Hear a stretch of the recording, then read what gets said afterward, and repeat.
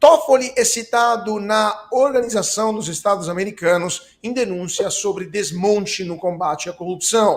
A Transparência Internacional criticou decisões que prejudicam investigações na América Latina. E o Guilherme France, que é o gerente de pesquisa da ONG, citou o ministro Dias Toffoli em audiência na Comissão de Direitos Humanos da OEA. Representante da ONG mencionou a decisão monocrática de Toffoli que anulou todos os processos da Lava Jato contra Marcelo Odebrecht e, segundo France, essas decisões têm gerado reflexos sistêmicos em outros países da América Latina, pois o judiciário brasileiro impede o envio de dados e depoimentos para investigações no exterior. Em fevereiro, Toffoli também anulou todos os atos da Operação Lava Jato contra o ex-ministro Antônio Palocci, e o Brasil, assim, atingiu a sua pior pontuação no índice de percepção da corrupção mantido pela Transparência Internacional, empatando com países como Nepal, Algéria e Níger. Doutor Cília, a Transparência Internacional, lembramos que foi incluída no inquérito do Fim do Mundo, não sabemos por quê. Não temos acesso aos autos, não sabemos quais são as acusações, só sabemos que uma ONG que denuncia a corrupção está sendo investigada pelo próprio Supremo Tribunal Federal. Na sua opinião, esta denúncia poderá mudar alguma coisa, pelo menos a nível internacional? Poderá mudar que ela pode ser punida, talvez ainda mais, né? No Brasil é assim, se você aponta o dedo para alguém, o seu dedo é preso. O problema é o dedo, né? O problema não é aquilo para o qual você aponta. A gente vive aqui uma inversão completa de coisas. Como bem disse, inclusive, a ONG, a gente parou de exportar corrupção, a gente passou a exportar impunidade. E é isso que, infelizmente, tem sido a tônica da visibilidade internacional do Brasil. Brasil, que antes era conhecido por carnaval, por samba, agora a gente está sendo conhecido por censura, a gente está sendo conhecido por impunidade e estamos nos visibilizando mesmo por isso. O conhecimento internacional a respeito do que o Brasil está fazendo com os brasileiros e com as nossas causas tem repercutido, inclusive no ranqueamento, a gente vai perdendo posições nos ranqueamentos de democracia, a gente vai caindo na boca do mundo, não é? A respeito de como é o comportamento brasileiro, sobretudo da Suprema Corte em relação a esses temas. Veja, o Toffoli ter anulado, não é que o Toffoli anulou, a gente falava, o Toffoli anulou as provas da delação. Vamos falar a verdade, o Toffoli, ele anulou a Lava Jato inteira. Ele soterrou a Lava Jato. Aliás, o Toffoli nem deveria ser o ministro adequado para tratar disso. É já alguma coisa que nos deveria chamar a atenção, o fato de que nós temos hoje, por exemplo, o ministro Dino cuidando de emendas parlamentares, o ministro Moraes, que é uma pessoa com traços bastante, vamos dizer assim, rudes, em relação à liberdade de expressão, tratando da liberdade de expressão, e o Toffoli, que foi, inclusive, advogado anteriormente ligado ao PT, antes do STF, e agora tem tratado da Lava Jato, que praticamente colocou boa parte das pessoas ligadas ao governo atrás das grades. E agora a Lava Jato é anulada por prescrição, anulada por prazo, passou do prazo, não foi julgado, nada de avaliação material, nada ali foi avaliado e dito não houve corrupção, tudo a respeito de questões formais que simplesmente jogaram por terra uma das maiores investigações que o Brasil teve a respeito disso. A gente tem realmente que olhar para as nossas autoridades e lamentar. O Brasil vai se tornando cada vez mais conhecido pelo que deixa de fazer ou pelo que faz de errado. É uma pena, uma grande pena, mas é assim. E o Toffoli tem sido esse editor, o editor da nossa história. Talvez a ambição do STF seja essa, que um dia as nossas crianças abram os seus livros e falem assim, poxa vida, olha só, Lava Jato foi um horror, não houve corrupção no Brasil porque o STF conseguiu anular todos os atos da Lava Jato. Talvez seja isso, a gente inverter a história, seja uma das ambições do STF. Deputado Luiz Felipe, sua opinião sobre esta denúncia e quando há casos levados a instâncias internacionais, alguém mais no legislativo se sensibiliza, entende que é necessário fazer alguma coisa, ou passa batido, business as usual, e ninguém vai fazer nada para interromper essa deriva que o Dr. Marcília estava muito corretamente e perfeitamente relatando? Olha, o atual legislativo falta uma coisa, que é falta de vergonha. Eu estou falando de deputados e senadores, na sua maioria, eles não têm vergonha nenhuma. Não tem. Então, esses ataques ou denúncias ou evidências que apontam para uma falência sistêmica, praticamente em todos os aspectos, especificamente agora no caso do judiciário. Vamos lembrar que os relatórios que apontam o judiciário brasileiro como sendo um dos piores judiciários do mundo, eu vou repetir, relatórios internacionais de diversas agências de governos, embaixadas, apontam o judiciário brasileiro como sendo um dos piores judiciários do mundo, se não a um passo ou dois do sendo pior. Então, isso é um alerta para todo turista, para todo homem de negócio, para todo diplomata, para toda pessoa que, até os brasileiros, falam, poxa vida, estamos no país onde temos um dos piores judiciários do mundo. E quando um relatório desse cai praticamente no vácuo e que os deputados não têm hombridade para se levantar com relação a isso e tomar uma atitude e fazer uma reforma, no mínimo assinar uma reforma do judiciário. Veja até o presidente de Câmara, o que ele está fazendo? O anterior engavetou qualquer chance de discutir isso. O atual vai pautar? Vai pautar algumas microajustes no sistema judiciário, microajustes que já passaram no Senado.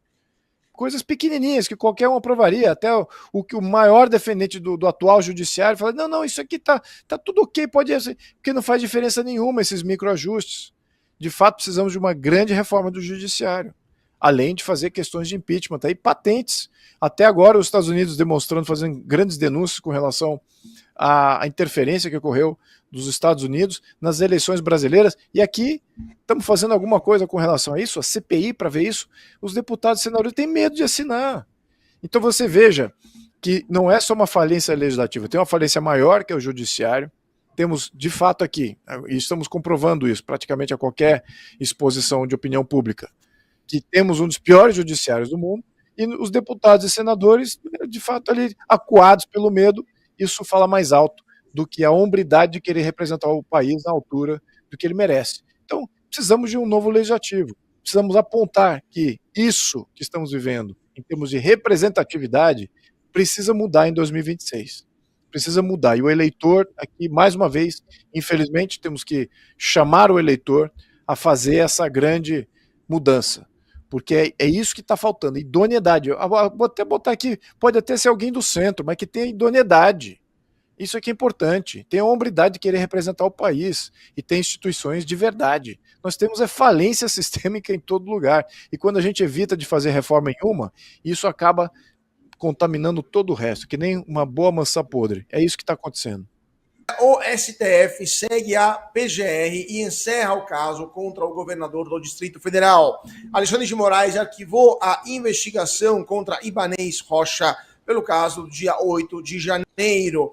O governador, então, não será mais processado por suposta omissão nos atos que levaram ao acontecimento do dia 8 de janeiro. Da decisão seguiu o entendimento da Procuradoria-Geral da República, que não viu uma justa causa para prosseguir com o inquérito penal. A PGR apontou que, abre aspas, fatos relatados não revelam a causa para o prosseguimento, fecha aspas, após o esgotamento das diligências viáveis.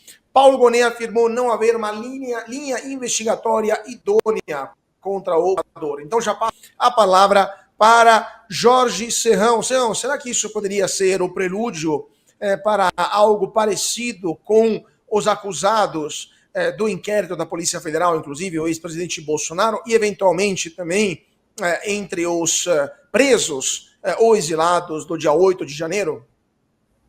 Só se um milagre acontecesse. Mas milagres acontecem em Brasília. A turma da Esplanada lá poderia pedir canonização ao Papa Chiquinho. A turma da Esplanada não é mole, não. Conseguiu o milagre de livrar Ibanez Rocha. lobby político. Ele, um poderosíssimo advogado, mexeu os pauzinhos em Brasília, junto à juristocracia, e conseguiu o seu devido perdão. Naquele momento em que ele chegou a quase ser indiciado, chegou a ser afastado, houve intervenção federal no Distrito Federal, Ibanez estava em baixa, correndo perigo, mas se recuperou. E aí conseguiu articular e se salvou. Quem é amigo da juristocracia não morre pagão em Brusundanga. Esse é o ponto.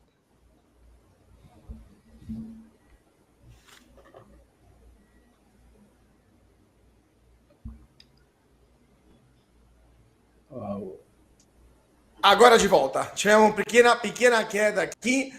Doutor Marcília, então, sua opinião sobre esta decisão do ministro Alexandre de Moraes.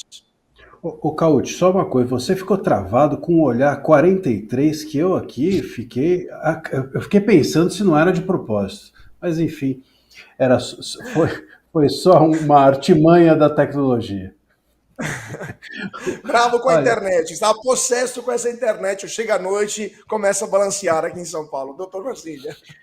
Olha, a gente tem que olhar para esse fato, enfim, claro, muito possivelmente houve mexidas políticas, mexidas de pauzinhos, mas veja, o Ibanez e mais ninguém ser responsável ou ser responsabilizado pelo dia 8 é muito conveniente para quem pretende acusar as pessoas do dia 8 de tentativa de golpe de Estado. E, sobretudo, para quem pretende fazer com que os 34 denunciados tenham sido responsáveis pelo dia 8 de janeiro. Sem o dia 8 de janeiro, não tem o ato executivo de tentativa de golpe. A PGR precisa do 8 de janeiro para dizer que a tentativa de golpe se concretizou em um ato físico, em um ato que não seja apenas de confabulação. Então, é necessário que esses 34 tenham idealizado todo o golpe, que esses 34 tenham idealizado o 8 de janeiro, manipulado as pessoas do 8 e o 8 tenha sido executado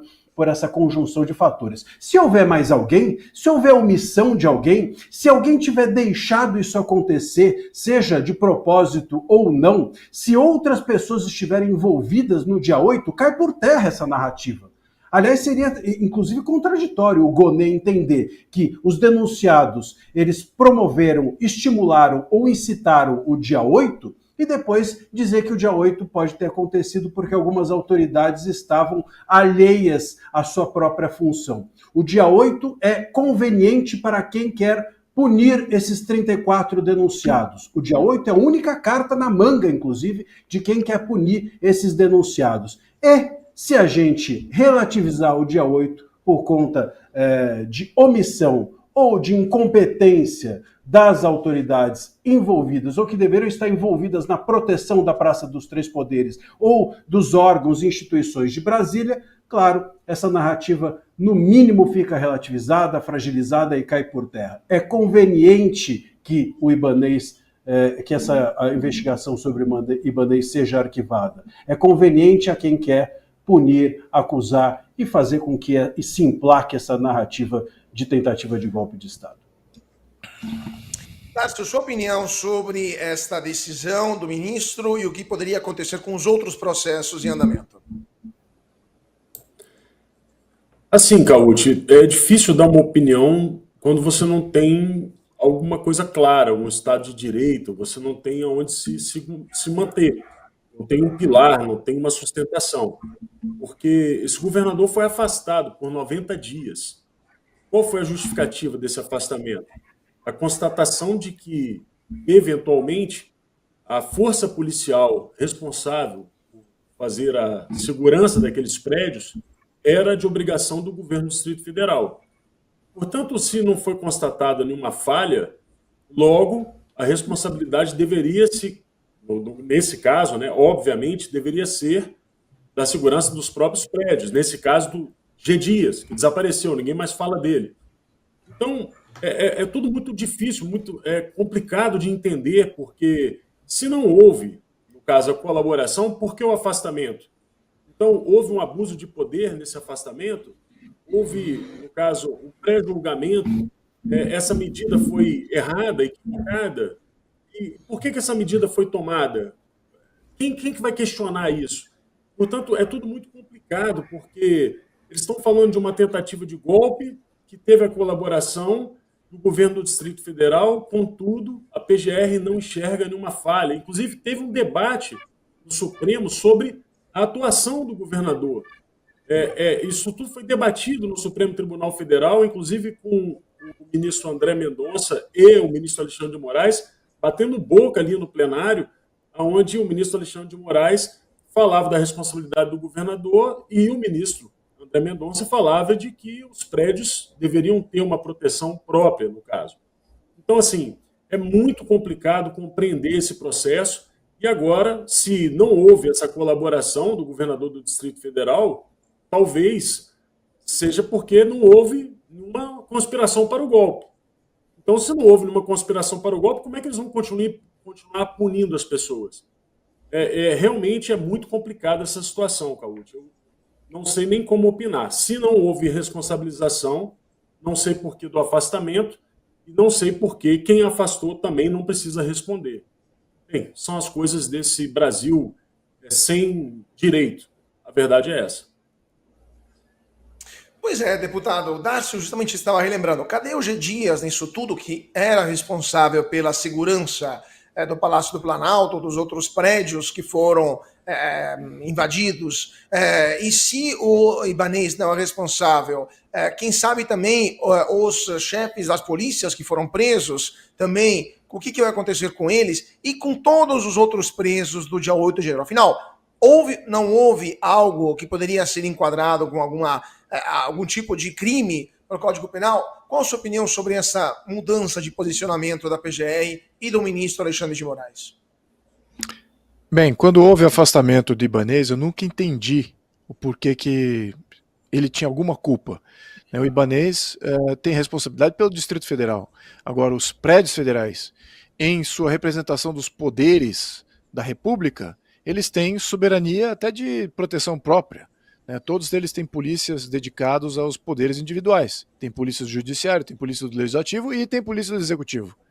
Então, existe aí uma soberania de área e de territorialidade cuja responsabilidade são dos poderes federais e não do governador. Então, não entendi, a priori, porque ele tinha sido afastado. Talvez uma tentativa política de associar a culpa de qualquer omissão a uma entidade não relacionada àqueles que estavam ali, de fato, seria a responsabilidade deles. Então, jogando aí para uma terceira pessoa. Agora, o governador, aí, por outro lado, então, como não havia justificativa de ter afastado ele, talvez eles tenham olhado esse caso com uma certa predileção. Mas essa predileção também é muito conveniente, porque o governador tem contatos empresariais, tem contatos em todo o meio jurídico, também tem contatos políticos, partido político é o mesmo. Lembrando que quem nomeou Moraes é o mesmo partido e o mesmo, são o mesmo partido, praticamente, é o MDB, né? Foi o Temer que nomeou Moraes, então pode ser que tenha uma conexão na retaguarda, aí, no back-office, né, de conversa, que tenha criado essa saída.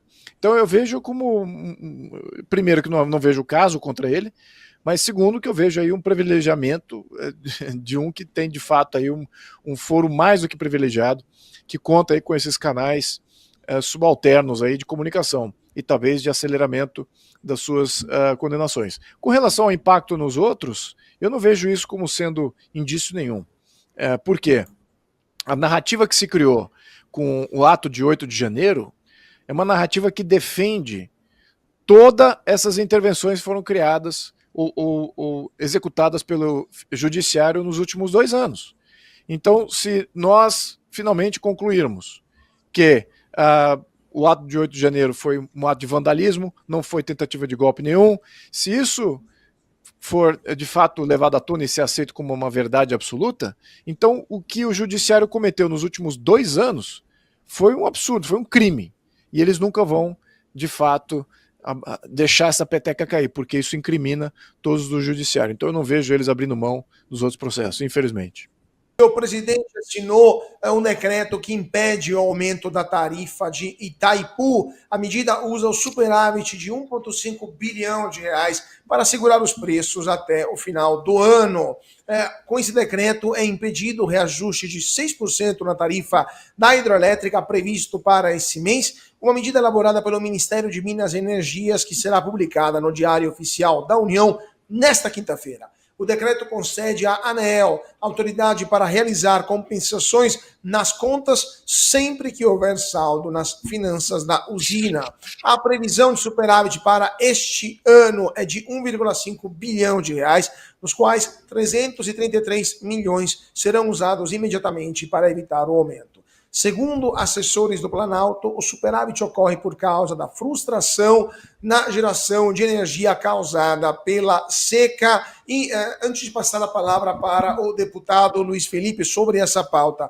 Deputado, lembramos também que Itaipu acaba de se envolver em mais um escândalo durante a gestão petista pela compra de 3.150 bolas esportivas para o projeto social, gastaram 630 mil reais e tem mais bolas do que pessoas, do que crianças, né, para brincar. Gastaram 2 bilhões de reais desde março de 2023, quando Enio Verri assumiu como diretor-geral da parte brasileira da usina, isso em convênios socioambientais, mais de 120 convênios assinados.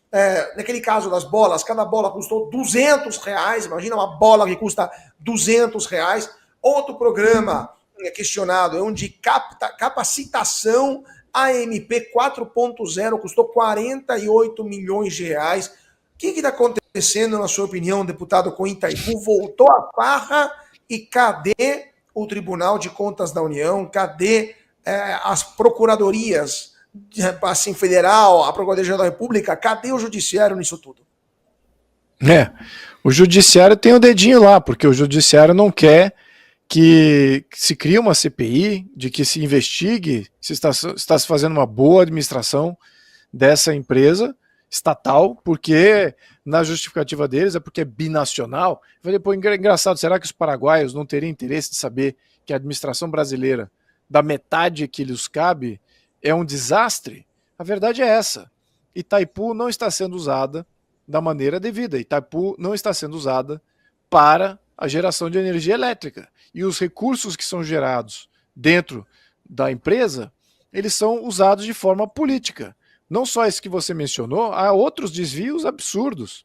Financiou Janja Palusa, ajudou também a fazer uma mobilização contra a Lava Jato, convidando vários juristas para vários eventos, fora de desvios bilionários aí para várias ONGs. E o que é pior, está fazendo assentamento de terra para índio que nem se sabe se é brasileiro, em terras brasileiras.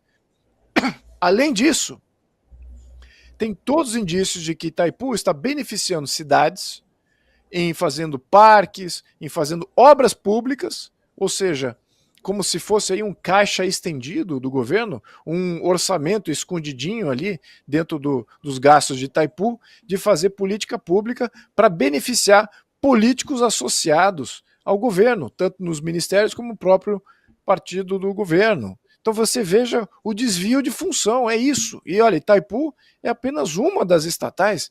A mesma coisa deve estar acontecendo na Petrobras, nos Correios e tudo mais onde o governo tem ou uma participação controladora ou uma participação influenciadora. Então isso é o que é esse governo, isso que é o governo PT, é um governo criminoso. É isso que estão praticando crime às vistas. Aí quando você denuncia o crime, pronto, vai lá e cria uma lei, uma salvaguarda jurídica para preservar aquele pessoal lá. É por isso que a gente tem que fazer uma limpa, uma rapa geral em todo esse tipo de prática.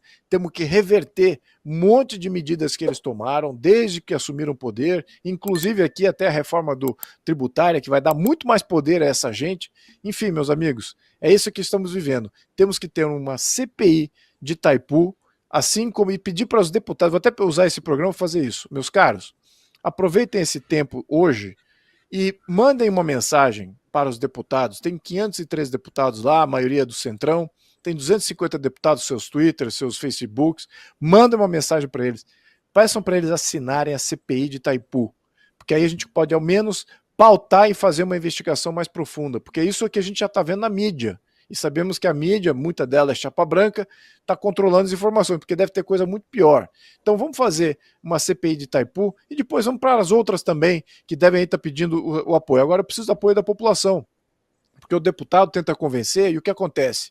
Os deputados até querem assinar, né, os colegas nossos. Só que as prefeituras que ajudam o deputado a ser eleito estão recebendo dinheiro direto de Itaipu. E aí o que acontece? Elas, sabendo que o deputado assinou a CPI, o prefeito fala assim, então eu não vou ajudar o deputado mais na sua reeleição em 2026. Veja a simbiose do sistema todo, meus caros. Então, enfim, eu não quero aqui prejudicar mais do que eu já tenho contribuído aqui com pessimismo geral aqui da audiência, mas eu quero dar uma saída aqui, menos propositiva.